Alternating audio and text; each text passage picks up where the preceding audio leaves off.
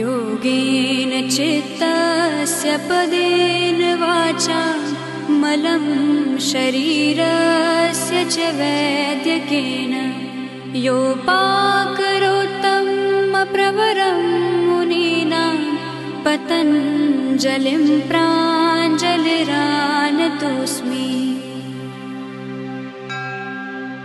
योगेन चित्तस्य पदेन वाचा मलं शरीरस्य च वैद्यकेन योपाकरोत्तमप्रवरं मुनीनां पतञ्जलिं प्राञ्जलिरानतोऽस्मि।